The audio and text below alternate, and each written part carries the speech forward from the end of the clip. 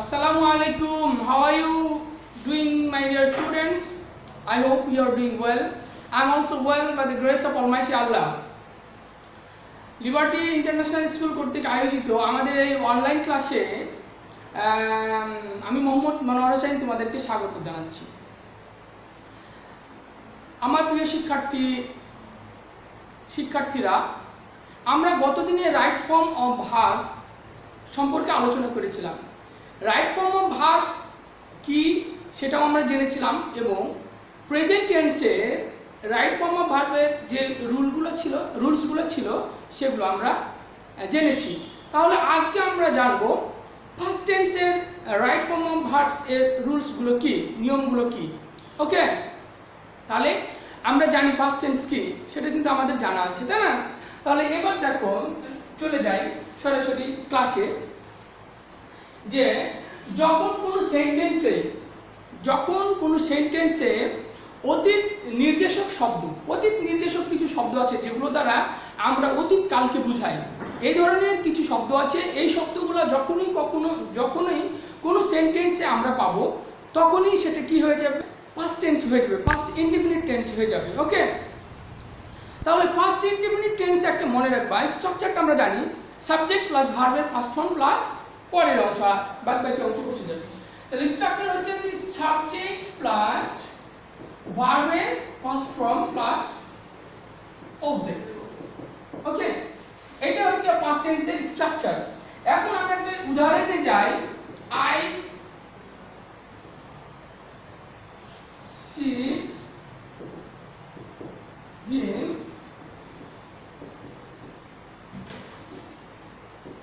Study, একটা উদাহরণ দিলাম। তাহলে দেখো অতীত নির্দেশক শব্দগুলো কি কি? একটা হচ্ছে ইয়েস্টারডে, একটা হচ্ছে অ্যাগো, একটা হচ্ছে লাস্ট যদি থাকে মানে last day, last night, last month, last year, এই লাস্টে যখনই পাবা তখনই সেটা মনে রাখবা যে এটা কি হয়ে যাবে, এটা হচ্ছে পাস্ট ইনডিফিনিট টেন্স হয়ে যাবে। তারপরে আরেকটা আছে যে লং সিন্স, এই শব্দগুলো যদি থাকে যে yesterday, ago, long since, last, that means last day, last month, last year, and এই ধরনের যখন শব্দগুলো পাবে তখন তুমি একেবারে মনে করবে যে এটা ধরে নেবে যে এটা কি পাস্ট টেন্স। তাহলে পাস্ট টেন্সের স্ট্রাকচার যদি তুমি বসায় দাও, ভার্বটাকে ফার্স্ট ফর্ম করে দাও, ওই যে ভার্বটা আছে ভার্বটার ফার্স্ট ফর্ম করে দিলেই তোমার সেন্টেন্স কারেক্ট হয়ে যাবে। তা আমরা যা একটা উদাহরণ লিখেছি আমি বোর্ডে, I have already written an example here. In the example দেখো যে তোমরা এখানে এই যে সেন্টেন্সে কি আছে, ইয়েস্টারডে শব্দটা আছে না? আছে। যখনই তাহলে আমরা যদি কোনো সেন্টেন্সে আমরা এই অতীত নির্দেশক শব্দগুলো পাই তাহলে পাস্ট টেন্স হবে। তাহলে আমাকে ভার্বের কি করতে হবে, ভার্বের পাস্ট ফর্ম বসাতে হবে। তাহলে বসাও, আই সি এর পাস্ট কি, স, সি এর পাস্ট হচ্ছে স, হিম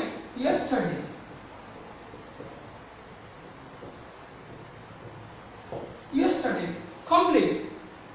বুঝতে পেরেছো কি? তাহলে আমরা কি জানতে পারলাম, যখন কোনো সেন্টেন্সে অতীত নির্দেশক শব্দগুলোর যে কোনো একটা পেয়ে যাব তখন সাধারণত সেটা পাস্ট টেন্স, ভার্বের যদি ওই ভার্বটাকে পাস্ট ফর্মে দিয়ে দাও তাহলে কি হয়ে যাবে, তাহলে সেন্টেন্স কারেক্ট হয়ে যাবে। এখন এটা নেগেটিভ যদি হয়, নেগেটিভ হলে কি করবা মনে রাখবা, যদি এই সেন্টেন্সটা নেগেটিভ হয় তাহলে পাস্ট টেন্সে তো নেগেটিভ আমি বলেছি গতদিনে যে নেগেটিভ মানেই হচ্ছে নট, তোমাকে নট কিন্তু বসাতে হবে, ঠিক আছে? যখনই তুমি নট বসাবা তখনই নেগেটিভ হয়ে যাবে, কিন্তু নটটা একা আসতে পারে না, নটকে তোমাকে কি নিয়ে আসতে হবে, অবশ্যই নটের পূর্বে তোমাকে একটা সাহায্যকারী ভাব আনতে হবে। এখন পাস্ট ইনডিফিনিট টেন্সে তো তোমার সাহায্যকারী ভাব নাই, তোমাকে আনতে হবে অতিরিক্ত, সেটা কি ডিড। যখনই তুমি ডিড আনবা তখন মনে রাখতে হবে ডিড আসার পরে যখনই কোনো সেন্টেন্সে ডিড আসবে তখন ভার্বের কোন ফর্ম হয়ে যাবে, প্রেজেন্ট হয়ে যাবে, ঠিক আছে? তুমি পাস্ট ফর্ম আর বসাতে পারবে না। এই সেন্টেন্সকে যদি আমি নট করে দিই, I not see him,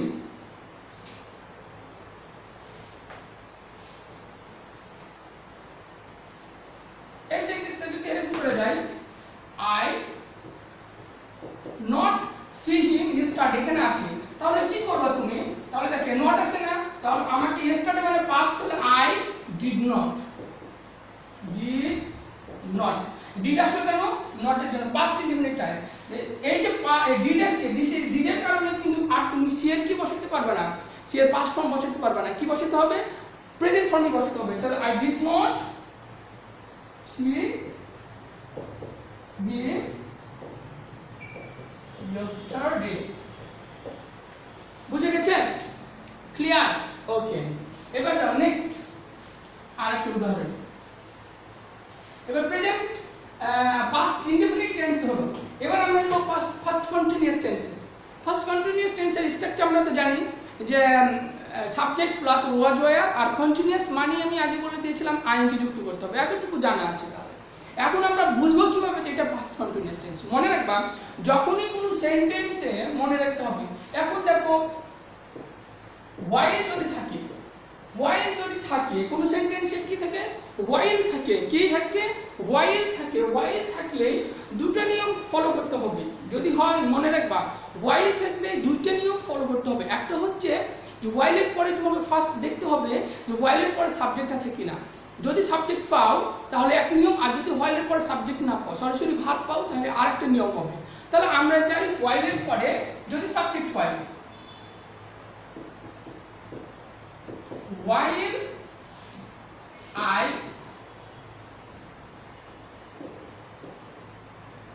play cricket,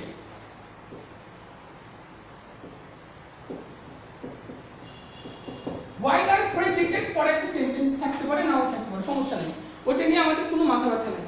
আমাদের হচ্ছে এখানে তাহলে while এর পরে কি আছে দেখো, সাবজেক্ট আছে। সাবজেক্ট যদি থাকে তাহলে এক নিয়ম, আর যদি তাহলে while এর পর সাবজেক্ট যদি থাকে এক নিয়ম, আর যদি while এর পরে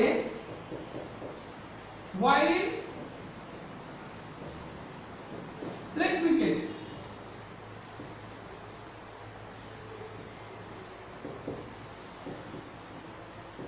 cricket এটা আরো আছে বড়। তাহলে এখানে দেখো দুটো সাবজেক্ট, দুটো সেন্টেন্স আমি I have given two examples of whiles, দুটো while এর ব্যবহার দিয়েছি, এক্সাম্পল দিয়েছি। এখন দুটো দুই রকম হবে। ফার্স্ট মানে হবে যদি while এর পরে সাবজেক্ট থাকে তাহলে অবশ্যই ওটা পাস্ট কন্টিনিউয়াস টেন্সের হবে। তার মানে subject plus was wire plus ভার্বের পরে আইএনজি যুক্ত করতে হবে, তারপর তাহলে হয়ে যাবে। তাহলে while এর পরে সাবজেক্ট আছে, তাহলে while I was ওয়্যার, তাহলে I was playing cricket, cricket এইটা হলো। তাহলে while এর পরে যদি সাবজেক্ট থাকে তাহলে while plus was were plus ভার্বের পরে আইএনজি যুক্ত কন্টিনিউয়াস টেন্স। আর while এর পরে যদি এখন ভার্ব পেয়ে যাও, while এর পরে যদি সাবজেক্ট না থাকে, সরাসরি ভার্ব থাকে, তাহলে ভার্বের পরে আইএনজি যুক্ত করে দিবা, ভার্বের পরে আইএনজি যুক্ত করবা। একটা জিনিস মনে রাখবা, ভার্বের পরে আইএনজি যুক্ত হয় শুধু মানে পাস্ট ফর্মের পরে হবে না, বা পাস্ট পার্টিসিপল ফর্মের পরে হবে না, সর্বদা আইএনজি যুক্ত হয় একটা ভার্বের পরে। যে আইএনজি যুক্ত হয় সবসময় বেস ফর্মের পরে হয়, তার মানে প্রেজেন্ট ফর্মের পরে হয়। কোনো সময়তে যদি পাস্ট ফর্ম থাকে অবশ্যই তোমাকে সেটাকে প্রেজেন্ট করে নিতে হবে, আর যদি ওটাকে পাস্ট পার্টিসিপল তবুও প্রেজেন্ট করে নিতে হবে, ঠিক আছে? তাহলে দেখো while playing, প্লে আছে, playing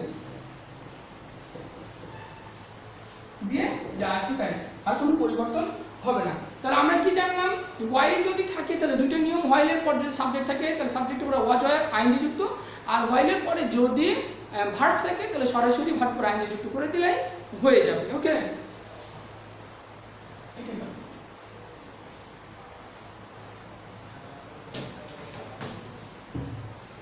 এখন মনে রাখবা যদি একটা জিনিস বিফোর আফটার আসে না তোমাদের, বিফোর মানে কি পূর্বে, আফটার মানে পরে। বিফোর মানে পূর্বে এবং আফটার মানে পরে, এটা মনে রাখবে। কিন্তু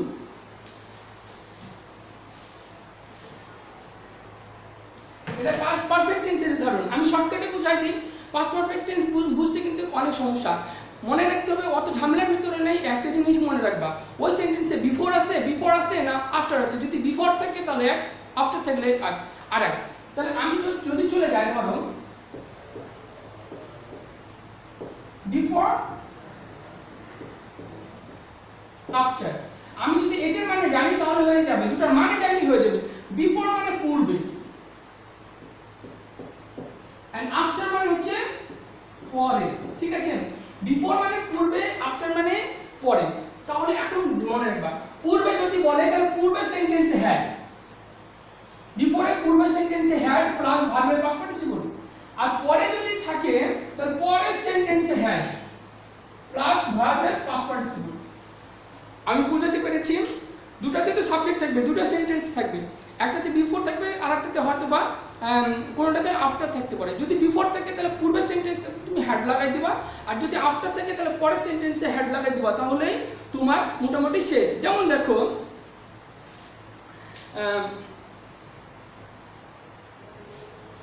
উদাহরণে চাই, আই কাম বিফোর হি, একটা উদাহরণ দাও যে কোনো সহজ।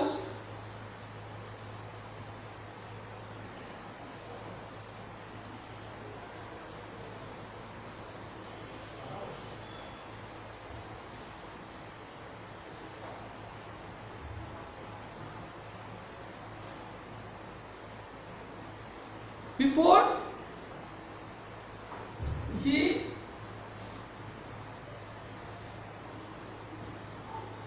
go, তাহলে মনে রাখতে হবে, দেখো আই কাম বিফোর হি গো, তা যাওয়ার পূর্বে আমি আসলাম। তাহলে আমি জানি যে বিফোর মানে কি, বিফোর মানে হচ্ছে পূর্বে, পূর্বে না পূর্বে, পূর্বে মানে আমি কি বলেছি, পূর্বের সেন্টেন্সে হ্যাড, তাহলে আমি সেন্টেন্সটা লাগা দাও, মনে রাখতে হবে। যদি পূর্বেরটা পাস্ট পারফেক্ট হয় তাহলে পরেরটা, একটা যদি পাস্ট পারফেক্ট হয় তাহলে অন্যটা পাস্ট ইনডিফিনিট টেন্স হবে, এইটা মনে রাখলেই হবে, ঠিক আছে। তো এটা যদি পাস্ট পারফেক্ট হয় পরেরটা হবে পাস্ট, তাহলে হ্যাড মানে past perfect, past perfect, okay. Had যখন বসবা সাবজেক্ট প্লাস হ্যাড ভার্বে পাস্ট পার্টিসিপল বসবা, তখন কি হবে, সেটা হয়ে যাবে অবশ্যই অবশ্যই পাস্ট পারফেক্ট টেন্স। তাহলে এটা বসাবো, তাহলে আই হ্যাড, বলেছি হ্যাড প্লাস ভার্বে past participle, come before he, past indefinite, পরেরটা পাস্ট ইনডিফিনিট, তাহলে গো ওয়েন্ট। বুঝতে পেরেছো? হ্যাঁ, ওকে।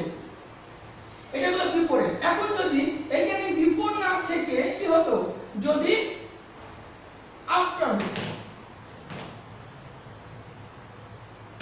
আই কেম আফটার, আফটার হতো, তাহলে কি কথা, আফটার মানে কি পরের সেন্টেন্সে হ্যাড, তার মানে আমি কি এটাতে হ্যাড যুক্ত করব, তাহলে পরের সেন্টেন্সটা পারফেক্ট হবে। তাহলে দেখাও, একটা যদি পারফেক্ট হয় তাহলে পরেরটা পাস্ট ইনডিফিনিট, তাহলে এটা পাস্ট ইনডিফিনিট হয়ে যাবে। তাহলে আই কেম আফটার হি, কি হবে, হ্যাড, হ্যাড কেন, পরে, এই যে পরে, পরে মানে পরে হ্যাড, এই যে আমি সাবজেক্ট পরে হ্যাড দিয়ে দিলাম। আচ্ছা, আফটার হি হ্যাড গন, ওকে। বুঝতে পেরেছো?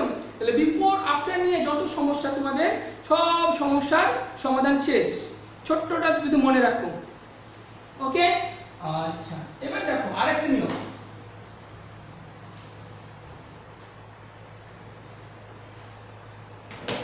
সিন্স, সিন্স যদি দুটো সেন্টেন্সকে যুক্ত করে, if since add to sentence, তাহলে একটা জিনিস মনে রাখবা, প্রথম সেন্টেন্সটা যদি প্রেজেন্ট হয়, প্রেজেন্ট টেন্স হয়, পরেরটা হবে পাস্ট ইনডিফিনিট, আর প্রথম সেন্টেন্সটা যদি পাস্ট ইনডিফিনিট হয়, পরেরটা হবে পাস্ট পারফেক্ট, ওকে। তাহলে সিন্সের যদি কি হয়, দুটি অংশ থাকে, সিন্স তো একটা অংশ থাকে, তাহলে মনে রাখবা এটা যদি প্রেজেন্ট হয়, প্রেজেন্ট হয় তাহলে এটা হবে V2, ঠিক আছে। আর এইটা যদি কি হয়, V2 হয়, তাহলে পরেরটা হবে কি হবে, হবে had plus V3, past perfect tense হবে। তাহলে আমরা সিন্স যুক্ত সেন্টেন্স যদি প্রথমটা কি হয়, প্রথমটা যদি প্রেজেন্ট ইনডিফিনিট টেন্স হয়, তাহলে পরেরটা হবে ফার্স্ট ইনডিফিনিট টেন্স, আর প্রথমটা যদি পাস্ট ইনডিফিনিট টেন্স হয়, পরেরটা হবে পাস্ট পারফেক্ট টেন্স। বুঝা গেছে? তাহলে আমরা একটা উদাহরণে চলে যাই।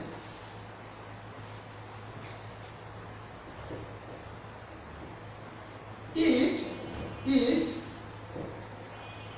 long since I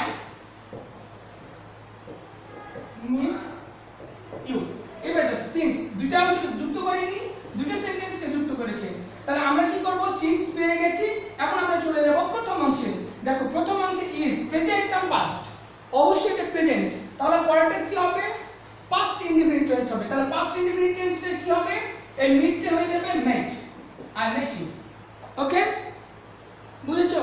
এখন চলে যাও দ্বিতীয়টা, যদি এই সেন্টেন্সটা কি হয়, ওয়াজ হয়, এটা বুঝতে পেরেছো তো? আচ্ছা, এটা যদি ওয়াজ থাকতো তাহলে কি করতাম, ওয়াজ। তাহলে it was long since I meet, এটা থাকতে এরকম থাকতো, তাহলে কি করতাম, তাহলে প্রথম অংশটা যদি পাস্ট ইনডিফিনিট টেন্স মেট, এই যে কিছু ওয়াজ আছে না, ওয়াজ তো অবশ্যই কি এটা ভি2 না, am is are a past form, also am, অবশ্যই এটা ভি2। তাহলে পরের অংশটা কি হবে, পাস্ট পারফেক্ট টেন্স হয়ে যাবে। পাস্ট পারফেক্ট টেন্স মানে কি, সাবজেক্ট প্লাস হ্যাড প্লাস ভার্বের পাস্ট পার্টিসিপল। তাহলে I had meet you, meet you। Okay, meet okay, meet you, বুঝতে পেরেছো? ওকে, তাহলে আমরা এটা জানতে পারলাম।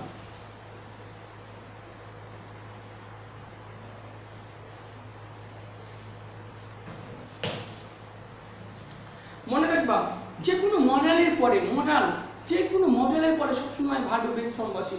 মডেলগুলো কি কি, যত কিছু আছে, মে, মাইট, ক্যান, কুড, এগুলো যেমন মডেল, মডেলের পরে সর্বদা পরে V1 বসে। V1 মানে ভার্বের বেস ফর্ম, প্রেজেন্ট ফর্ম বসে। যেমন দেখো মডেল বলতে গেলে কি হয়, মডেলগুলো হচ্ছে may, might, can, could, shall, should, had better, had rather, would better, এই সবগুলো হ্যাড থাকলে কি হবে না, হ্যাড বেটার যদি থাকে, হ্যাড রেদার থাকে, তাহলে কিন্তু সেটা মডেল হয়ে যায়। তারপরে am to, is to, are to, এগুলো কিন্তু মডেল কাজ করে। সুতরাং এগুলোর পরে সবসময় একটি বি ভার্বের পরে to, had to, have to, has to, এগুলো যদি হ্যাড ভার্ব কিংবা কিংবা বি ভার্ব, যেটা am is are was were be verb বলা হয়, এগুলোর পরে যদি তোমরা কি পাও, টু প্লাস টু পাও, টু মানে এই বি প্লাস টু যদি পাও, তাহলে এগুলো সব মডেল হিসেবে কাজ করে। আর হওয়ার পরে সবসময় ভার্বে বেস ফর্ম বসাতে হয়। তুমি হ্যাড পাইলা, আর হ্যাড দেখে তুমি ভার্বের পাস্ট পার্টিসিপল ফর্ম বসিয়ে দিবে। হ্যাভ পাইলা, হ্যাভ দেখে যে পাস্ট পার্টিসিপল ফর্ম বসাই দিবে, কিন্তু হবে না। হ্যাভের পর যদি টু থাকে, have to, has two, had two, এগুলো থাকলে ভার্বে সবসময় প্রেজেন্ট ফর্ম বসাতে হয়। যেমন কি আই হ্যাভ টু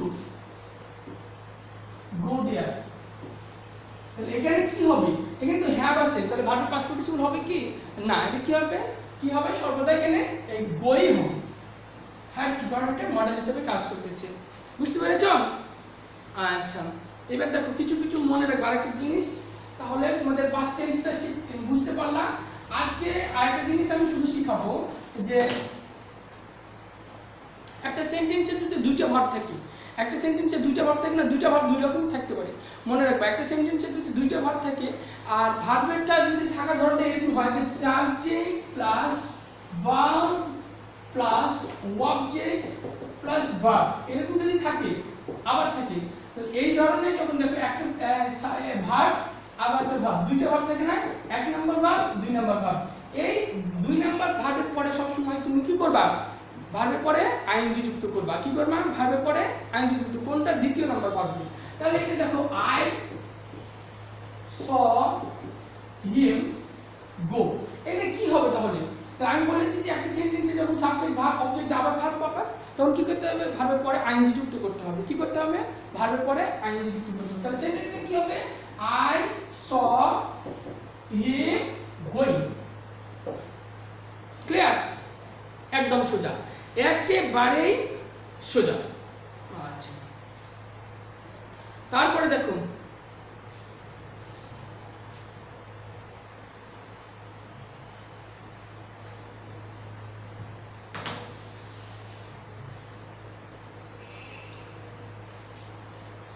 মনে রাখবা, it is time, it is high time, foolish, fancy, থাকে, তো এগুলোর পর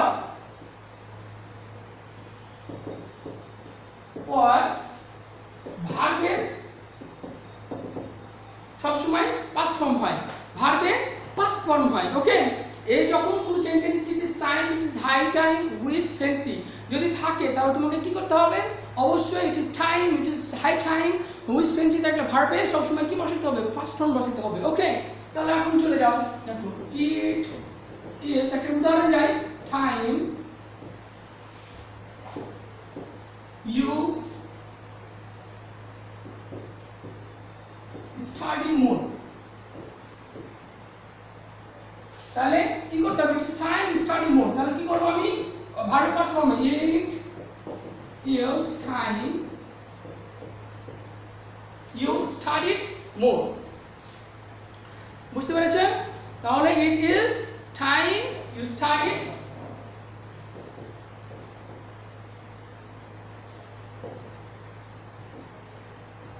মোর, এখানে ভি টু লাগাই দিলে হয়ে যাবে। তো আজকে আমরা তাহলে শিখলাম রাইট ফর্ম অফ ভার্বের পাস্ট ফর্মে সাধারণত ব্যবহারগুলো জানলাম। আরও অনেক ব্যবহার আছে, একদিন এত সম্ভব হবে না, অনেক মানে লং হয়ে যাচ্ছে ক্লাস। তোমরা ক্লাসগুলো ভালো করে দেখবা, আর অবশ্যই অবশ্যই আমি কিছু উদাহরণ দিচ্ছি, এই উদাহরণগুলো তোমরা দেখে আসবা।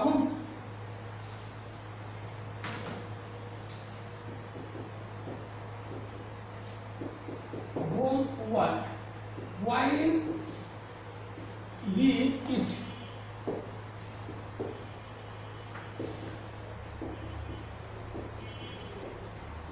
while read, এগুলো ঠিক করবা।